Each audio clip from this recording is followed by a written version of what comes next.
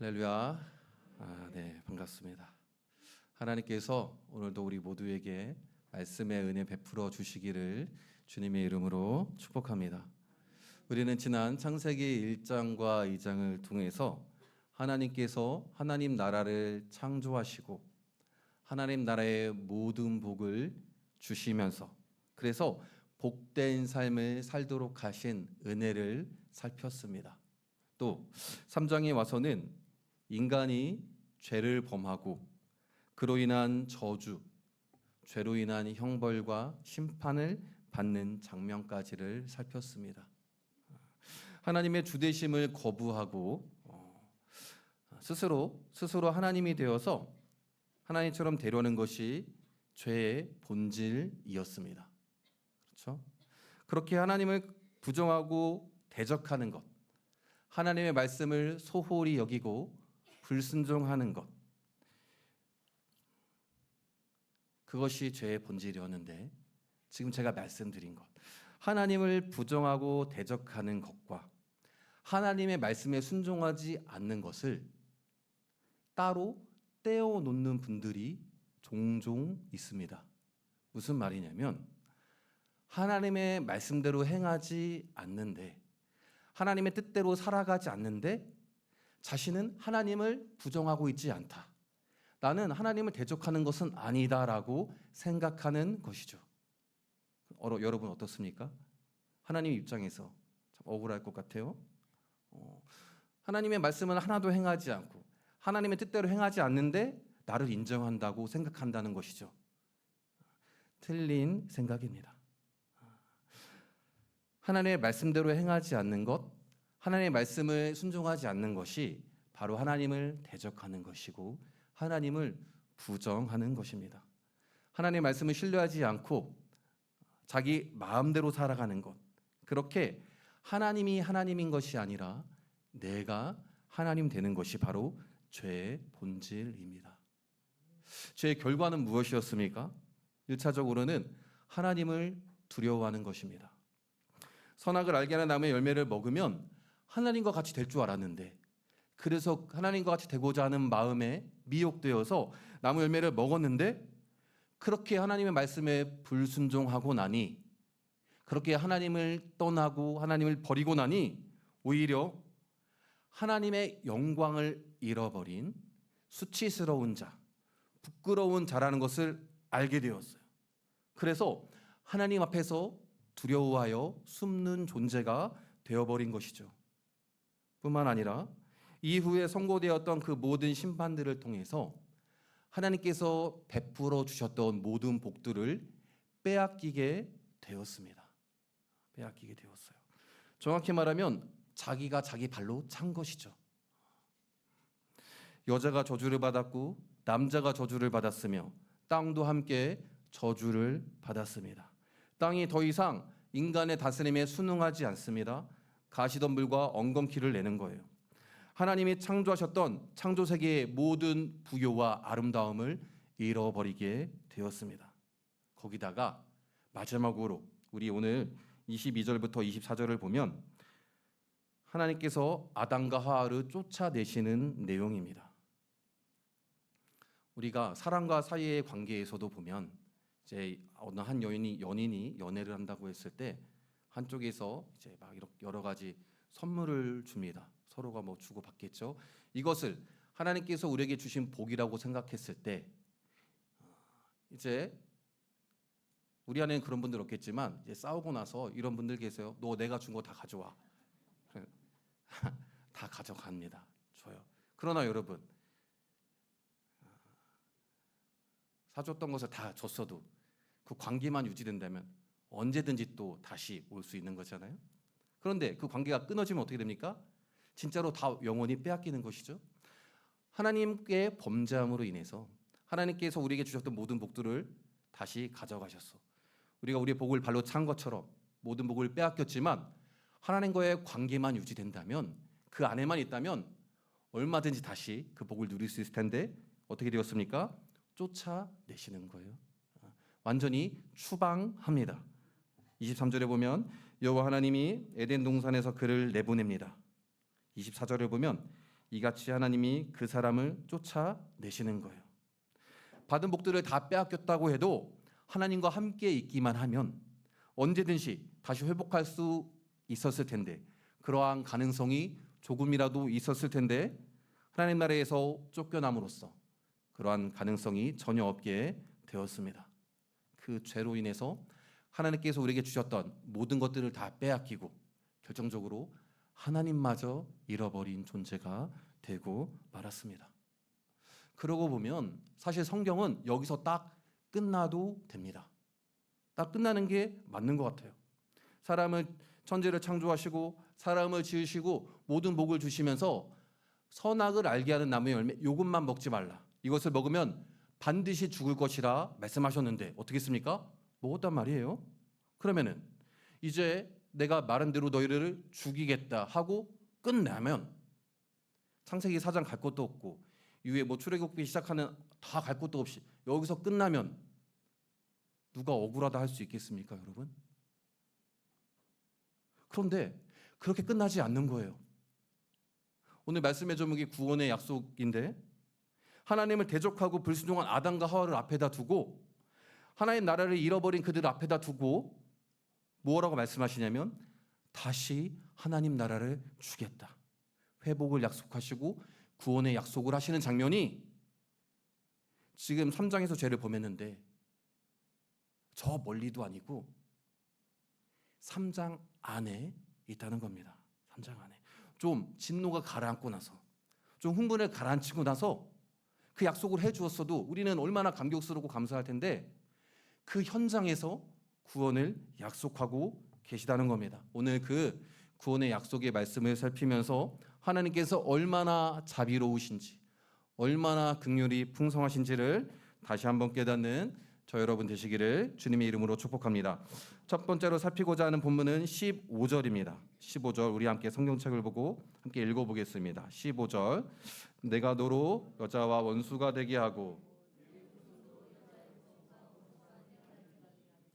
후손은 네 머리를 상하게 할 것이요 그의 발꿈치를 상하게 할 것이니라 하시고 아멘. 먼저 결론부터 말씀을 드리자면 이 여자의 후손은 궁극적으로는 예수 그리스도를 가리킵니다. 이때 이제 뱀이 물을 수 있는 것은 발꿈치 정도이고 여자의 후손은 뱀의 머리를 상하게 할 것이라 말합니다. 그럼 머리가 부서지면 어떻게 됩니까? 끝나는 거죠. 전투를 하는데 한쪽은 발꿈치를 상하게 하고 한쪽은 머리를 상하게 했을 때 여러분 이것은 뭐 볼 것도 없는 거죠. 이 창세기 3장 15절을 가리켜서 흔히들 원시복음이라고 말합니다. 원시복음, 최초의 복음이라는 거예요. 원시인을 생각하면 이해가 확 될 겁니다. 최초의 복음. 여자의 후손이신 예수 그리스도가 사탄의 머리를 내리쳐서 사탄을 무력화시킬 것을 말하는 최초의 구절이기 때문입니다. 최초의 15절 말씀은 그 복음을 지금 이미지로 나타내는 겁니다. 그러니까 예수 그리스도가 사탄을 멸하고 사탄의 세력을 깨부수는 것을 지금 뱀의 머리를 상하게 하는 그림으로 그려내는 거예요. 그렇게 표현하는 겁니다. 이 원시 복음을 통해서 먼저는 사탄의 운명을 정확하게 아셨으면 좋겠습니다. 사실 이 뱀에 대한 저주는 14절부터 나옵니다. 여호와 하나님이 뱀에게 이르시되 14절 보면 네가 이렇게 하였으니 네가 모든 가축과 들의 모든 짐승보다 더욱 저주를 받아 배로 다니고 살아있는 동안 흙을 먹을지니라. 뱀이 실제로 흙을 먹지는 않습니다. 좋은 건 많이 먹어요. 그러나 그 아주 비참한 존재가 됐다는 것을 저주를 받았다는 것을 의미하는 관용적인 표현입니다. 이어서 그렇게 너는 이렇게 비참한 존재가 될 것이고 14절 나아가서 15절 너는 멸망하게 될 것이다. 결박당하고 망하게 될 것이다를 설명하는 것이 15절의 원시의 복음입니다. 그럼 사탄의 운명을 생각해 볼 수 있는 것이죠. 아주 비참한 존재가 될 것이고 결국에는 망할 것이다. 여자의 후손이 너의 머리를 상하게 할 것이다 하는 것입니다. 이 여자의 후손은 아까 말씀드린 것처럼 예수 그리스도를 가리킵니다. 그러니까 여자의 후손이라고 불리우는 한 인물이 나타날 것이다. 이 세상에 죄와 사망을 가져온 사탄을 짓밟는 한 존재가 나타날 거예요. 아브라함 언약은 아브라함의 자손이라고 설명을 하고, 모세 언약은 이스라엘 백성이라는 존재로 상징을 하고, 다윗 언약으로 가면 영원한 왕국을 이룰 영원한 왕 메시아로 상징되는 단 한 사람, 예수 그리스도. 그 예수 그리스도로 모든 예언들, 약속들은 모아지는 것이고, 그 예수 그리스도가 이 사탄의 머리를 깨버린다는 것입니다. 그래서 여기서 질문 하나 드리고 싶은데, 그렇다면 이 여자의 후손은 어디서부터 시작되었을까 하는 거예요. 그것이 바로 20절입니다. 20절 함께 읽어보겠습니다. 시작. 아담이 불렀으니 그는 모든 산자의 어머니가 됨이더라. 아멘. 그 히브리 원어로 하야라는 말이 있는데 생명이라는 뜻입니다. 그 생명이라는 이름의 뜻을 가진 하야라는 말에 변형된 게 바로 하와입니다. 하와. 그래서 이 하와 이름 옆에 방가로 1번 이렇게 각주가 있는데, 각주에 보면은 생명이라고 이렇게 이제 다른 번역을 설명하고 있는 것이죠. 아담이 지금 아내의 이름을 3장 20절에 와서 여기서 이름을 짓는 거예요. 이 앞에는 다 여자라고만 합니다. 여자의 아내의 이름을 하와라고, 즉 생명이라고 부르는데, 여러분 이게 지금 아담이 얼마나 분위기 파악을 못하고 있는 것인지, 얼마나 눈치 없는 건지 좀 감이 좀 오십니까 여러분? 지금 3장 초반에 와서 그 선악을 알게 나무를 먹고, 그 다음에 이제 하나님이 찾으니까 어떻게 했습니까? 두려워서 숨었죠. 그러한 상황에서 이제 뱀에게, 여자에게, 남자에게 저주가 선언되는, 심판이 선고되는 그 현장에서 지금 느닷없이 아내 이름을 짓는데 뭐라고 짓는 거예요? 생명이라고 짓는 거예요. 19절 보면 너는 흙이니 흙으로 돌아갈 것이니라. 죽음이 선고되는 현장입니다. 반드시 죽으리라 했던 것, 그 말씀을 실현하면서 죽을 것이다라는 말씀을 하고 있는데 여자의 이름을 생명이라고 짓는 거예요. 반드시 죽으리라는 하나님의 말씀을 다시 한번 조롱하는 걸까요? 뭐 죽지 않을 것이다 이런 걸까요? 분명히 죽음이 선고되는 현장이고 저주의 현장이지만 하나님의 말씀 안에서 생명의 빛을 본 것은 아닐까요? 그렇다면 아담이 볼 수 있는 생명의 빛은 단 하나, 3장 15절입니다. 사탄의 머리가 상한다는 것은 사탄으로 인해서 죄와 사망의 역사가 끊어질 거라는 것을 얘기하는 겁니다. 그렇기 때문에 죄와 죽음이 사라지고 잃었던 생명이 다시 올 것을 보면서 모든 산자의 어머니가 될 것이고 생명이라는 이름을 짓는 것이죠. 당신으로 인해서 태어나는 사람들 가운데 생명을 회복하는 자가 나타날 것입니다. 당신으로 태어나는 후손 가운데 구원을 가져올 자가 나타날 겁니다. 그로 인해서 인류는 다시금 생명을 회복할 것이고 잃어버렸던 하나님의 나라를 회복할 것이라는 것을 하와라는 이름을 지으면서 우리에게 알려주고 있는 것입니다. 이쯤에서 질문 하나만 더 드려볼게요. 그렇다면 여자의 후손은 어떻게 사탄의 뱀의 머리를 상하게 하고 또 어떻게 죽음을 선고받은 인류는 생명을 다시 회복할 수 있을까 하는 것입니다. 그 문제가 하나 남은 거예요. 어떻게 하나님 나라의 모든 복을 빼앗기고 하나님 나라에서 쫓겨난 그들이 다시 하나님 나라의 복을 누릴 수 있겠느냐, 어떻게 다시 하나님 나라로 들어올 수 있겠느냐 하는 것. 15절과 20절을 이었는데 그 15절과 20절에 어떤 방식을 통해서냐는 것이 남았는데, 그것은 바로 우리가 잘 아는 것처럼 우리 주 예수 그리스도가 십자가에서 우리의 죄를 다 대신 지고 돌아가심으로써 죄를 없이 하시고 죄가 없으니 사망도 없이 하는 십자가 사역의 결과입니다. 예수님이 십자가에서 죽으시는 방식이에요. 그것을 설명하는 것이 21절입니다. 21절 우리 한번 읽어보겠습니다.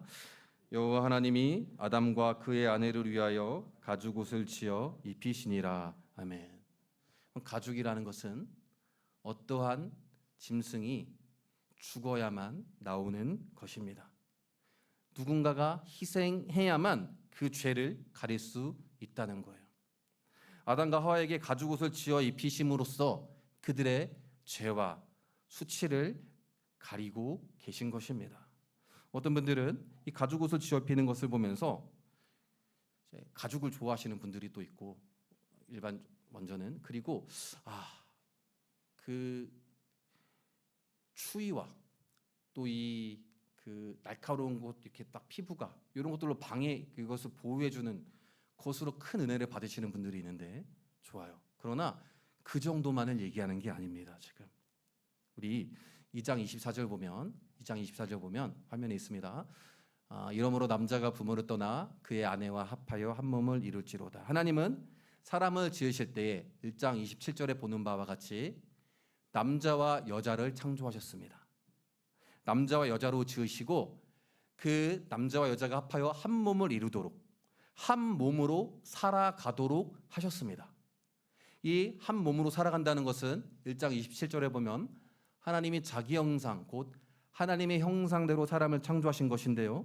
하나님의 형상대로 성부와 성자와 성령 하나님이 완전한 연합과 일치를 이루어서 하나됨의 친밀함과 사랑의 교제로 살아가는 것처럼 그러한 삼위일체 하나님의 형상을 본받아서 너희 인간은 이렇게 한 몸을 이루면서 그렇게 완전한 사랑으로 교제로 살아가라.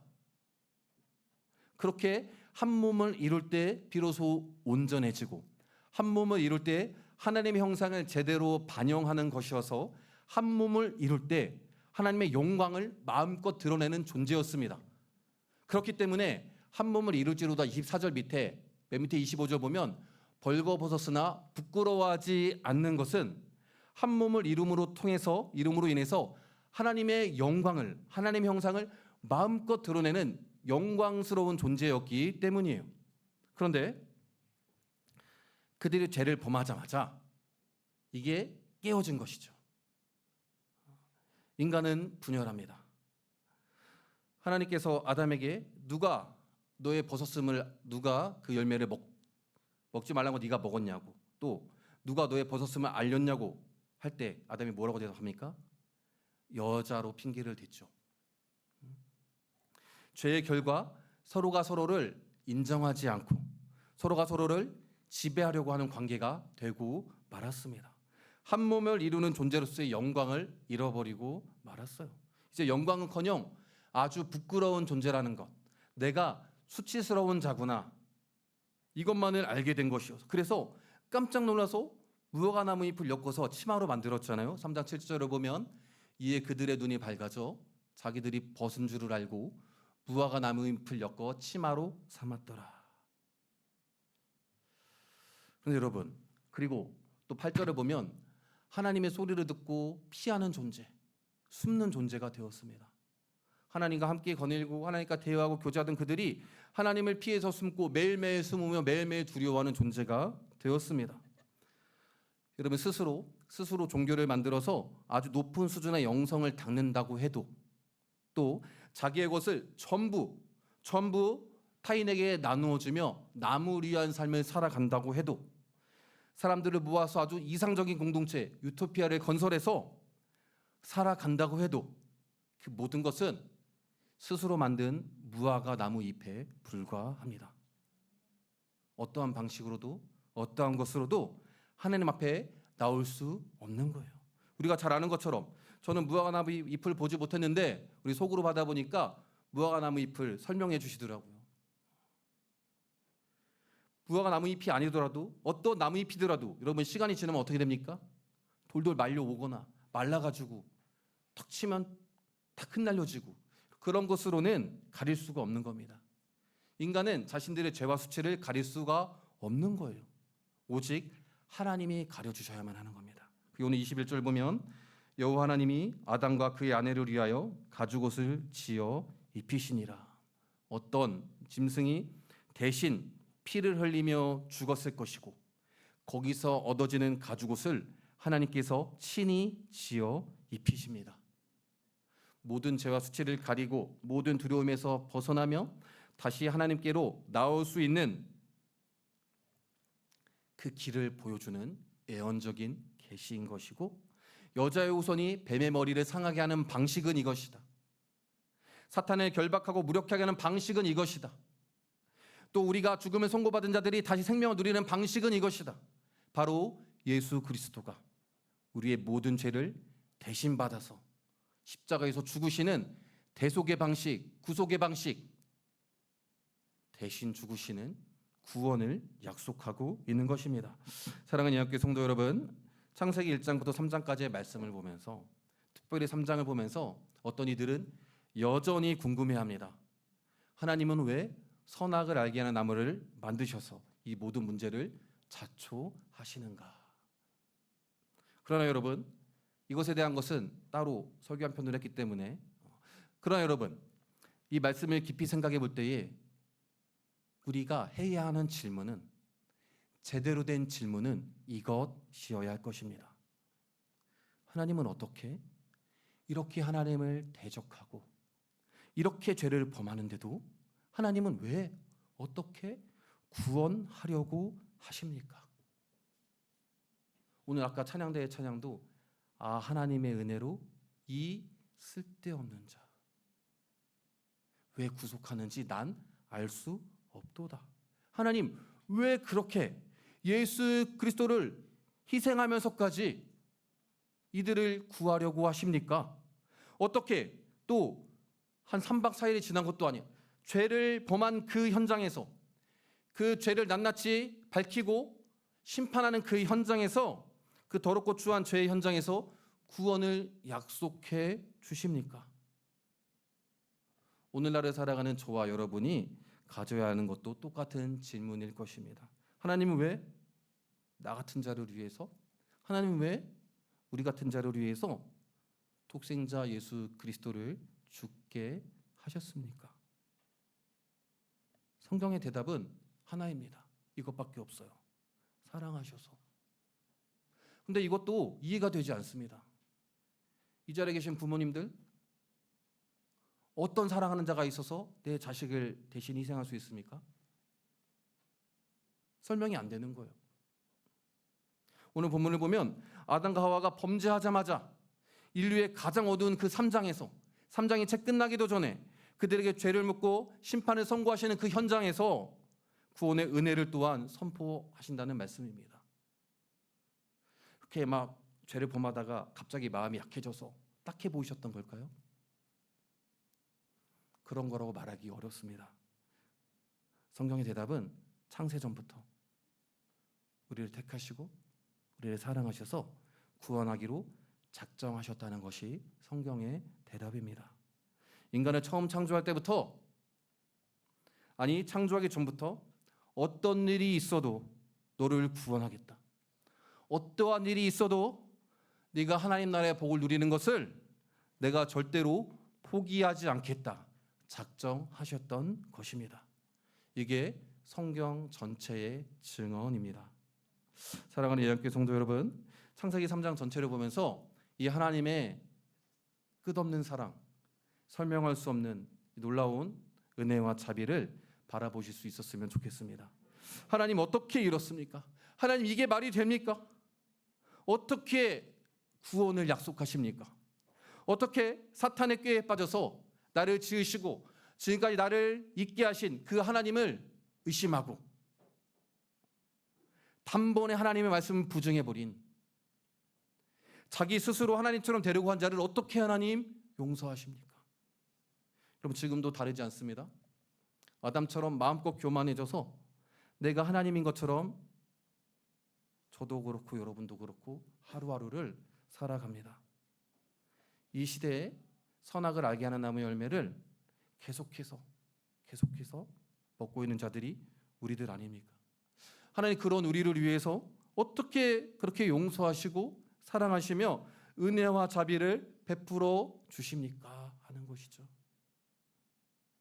사랑하는 여러분, 죄 있는 우리를 구원하시기 위해서 하나님은 독생자 예수 그리스도를 이 땅에 보내시고, 낮고 천한 이 땅에 보내시고 십자가에서 죽게 하셨습니다. 우리는 이 설명할 수 없는, 설명되지 않는 은혜 앞에, 자비 앞에 서 있는 것이죠. 그 예수 그리스도로 인해서 우리는 생명을 얻었습니다. 주님께서 다시 오시면 완성될 그 하나님 나라의 영원한 삶을 약속해 주셨습니다. 우리가 이 땅에서 살아가고 있는 이 인생은 나그네와도 같아서 그 영원한 삶을 준비하는 것이라 말씀하시며, 하나님 나라의 첫 열매인 교회를 우리에게 허락하시고 그 안에서 살게 해 주셨습니다. 이 하나님의 은혜를 의지하시기를 주님의 이름으로 축복합니다. 이 하나님의 놀라운 사랑 앞에 서시기를 바랍니다. 어떨 때는 막 전도하다가 보면 이런 분들 계세요. 내가 죄인인 걸 너무 잘 알아서 염치가 없어서 하나님 앞에 난 갈 수 없다. 그런 분들이 계십니다. 또 죄를 짓고 또 내 마음대로 살고, 도대체 내가 지금 몇 번째인지, 내가 지난주에도 이거 가지고 내가 하나님 앞에 회개했는데 또 이거 이렇게 살았네. 염치가 없다는 생각이 들기도 하지만, 그렇지만 끝이 없는 그 하나님의 사랑 앞에 하나님은 염치 없는 사람들을 너무 많이 봐서 괜찮을 것 같아요. 그 자비는 무한하시니 그 앞에 나오시기를 축복합니다. 오래 참으시는 하나님 앞에 나오시기를 바랍니다. 다시 한번 엎드리고 다시 한번 그분의 은혜 앞에 서며 그렇게 복음으로 살아가는 저 여러분 되시기를 주님의 이름으로 축원합니다. 우리 찬양하겠습니다.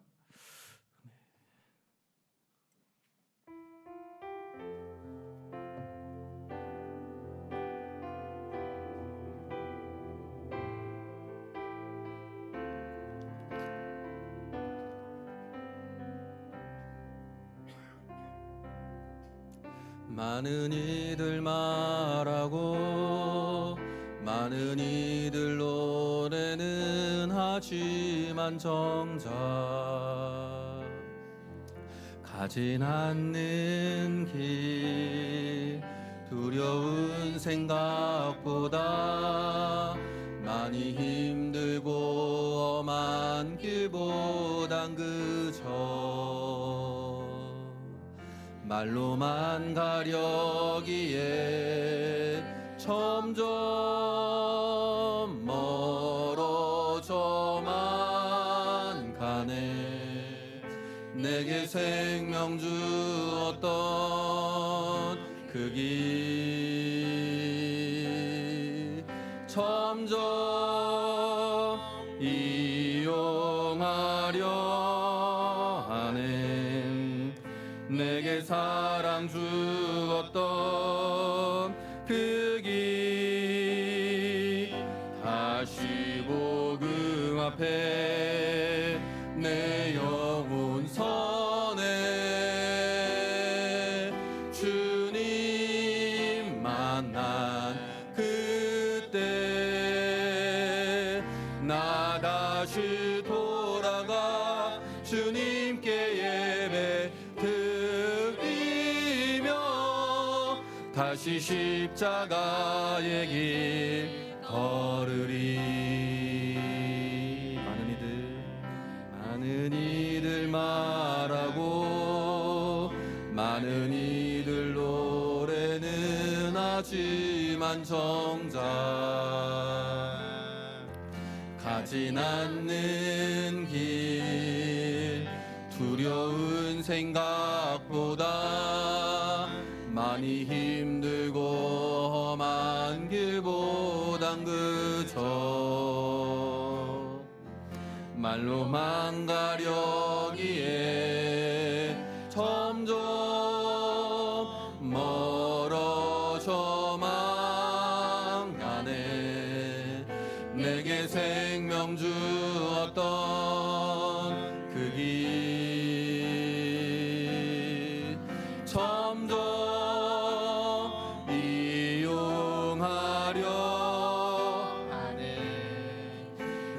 사랑 주었던 그 길 다시 복음 앞에 내 영혼 선해 주님 만난 그때 나 다시 돌아가 주님께 예배 드리며 다시 십자가의 길 걸으리. 점점 멀어져만 가네. 내게 생명 주었던 그 길 점점 이용하려 하네. 내게 사랑 주었던 그 길 다시 복음 앞에 내 영혼 선해 주님 만난 그때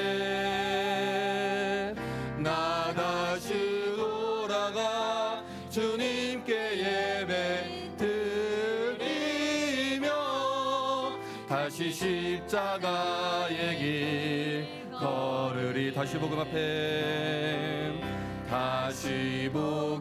앞에 내 영혼 선해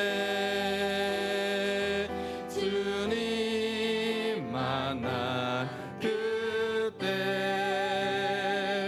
나 다시 돌아가 주님께 예배 드리며 다시 십자가의 길 걸으리. 아멘. 이 최초의 복음의 말씀 이후로 여자의 후손은 계속해서 이어졌습니다. 정말 끊어진 것 같은 상황에서도 한 명이 남아있고 그 한 사람 그 남은 자, 그 렘넌트들을 통해서 이어지는 것이고 남은 자의 대표이신 예수 그리스도, 그리고 그 이후에 예수 그리스도의 안에 있는 자들이 누굽니까? 그 후손들은 누구예요? 저와 여러분 교회입니다. 이 범죄한 현장에서 아담과 하와에게 심판을 선고하는 그 현장에서 약속해 주신 구원의 은혜가 우리를 감싸고 있는 겁니다, 여러분. 여전히 우리가 아직 완성되지 않은 하나님 나라이기에 여전히 우리가 영적 싸움을 하면서 죄를 범하기도 하지만 발꿈치가 상할 뿐입니다, 여러분. 낙심하지 마십시오. 머리를 상하게 하신 이미 상한 그 예수 그리스도의 십자가 죽으심의 그 사역을 믿으시면서 그 은혜를 붙들고 죄와 싸우며 또 그 은혜를 붙들고 오늘날의 이 남아있는 자 어떻게 살아갈 것인가를 생각하시며 오늘 하루 또 한 번 선악을 알게 하는 나무 열매를 내가 먹을 것인지 싸우시며 이겨내시고 승리하시는 삶 살아가셨으면 좋겠습니다. 우리 그러한 구원의 약속을 내가 붙들고 그 소망을 가지고 하나님 살아가게 해주십시오. 이 시간 말씀을 생각하면서 기도하기를 원합니다. 우리에게 가죽옷으로 입히시고 예수 그리스도의 십자가 죽으심으로 인하여서 아버지 우리의 모든 구원을 이루시고 아버지 하나님 아버지 우리를 생명을 허락하셨으니 살아계신 하나님 아버지 은혜를 허락하여 주시옵소서. 아버지여 그 은혜를 아버지여 기억하게 하시고 아버지여 때와 싸워내며 그 복음을 기억하며 아버지와 복음 위에서 살아가는 자들 되게 하여 주시옵소서. 그 복음의 은혜 앞에 서게 하시고 오 하나님 아버지 어떻게 이렇습니까? 설명되지 않고 이해되지 않고 그러한 사람을 받은 자로서 아버지, 하나님 아버지, 내가 어떻게 살아가야 할지 밝히 보이시고 인도하여 주옵소서. 기도하시고 그 사람으로 살아가는 자들 되게 하여 주옵소서. 오 하나님 아버지, 그 은혜로 살아가게 하시고, 오 하나님 아버지요, 복음을 붙들게 하시고, 아버지요, 아버지요, 회개하고 회개하며 아버지요, 이 하나님 나라의 삶을 포기하지 않게 하여 주옵소서. 아버지, 복음을 붙들고 살아가게 하여 주옵소서. 오 아버지요, 그 은혜의 현장에서 그 은혜를 기억하며 나아가는 자, 살아가는 자들 되게 하여 주시옵소서. 아버지, 주를 구하며 아버지여 역사하시고, 아버지여 은혜를 넣어 주옵소서.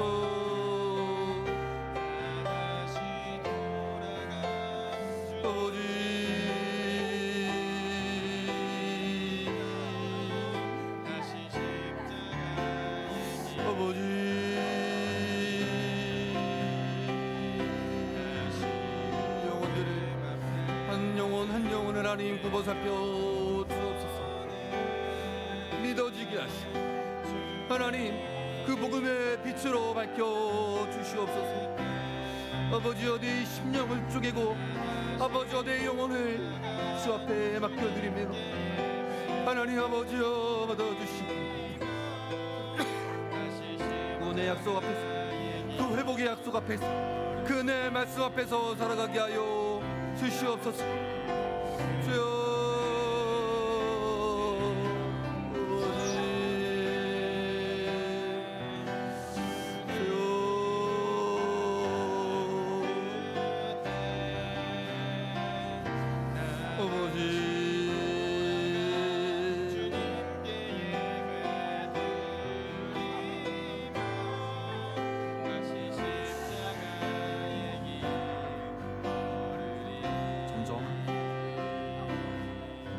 점점 멀어져만 가네. 내게 생명 주었던 그 길 점점 이용하려 하네. 내게 사랑 주었던 그 길 다시 복음 앞에 내 영혼 선에 주님 만난 그때 나 다시 돌아가 주님께 예배 드리며 다시 십자가의 길 걸으리. 다시 복음 앞에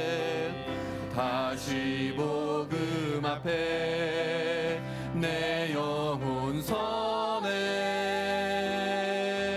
주님 만난 그때 나 다시 돌아가 주님께 예배 드리며 다시 십자가의 길 걸으리. 아멘. 지금은 우리 주 예수 그리스도의 은혜와 아버지 하나님의 사랑하심과 성령 하나님의 교통하심이 구원의 약속을 굳게 붙들고 다시 한번 복음 앞에 서서 복음으로 살아내기를 결단하고 소망하는 주의 자녀들을 위해, 우리 예안교회 위해, 한국교회 위해, 온열방의 모든 그리스도인들을 위해 이제로부터 영원토록 함께 하시기를 간절히 축원하옵나이다. 아멘.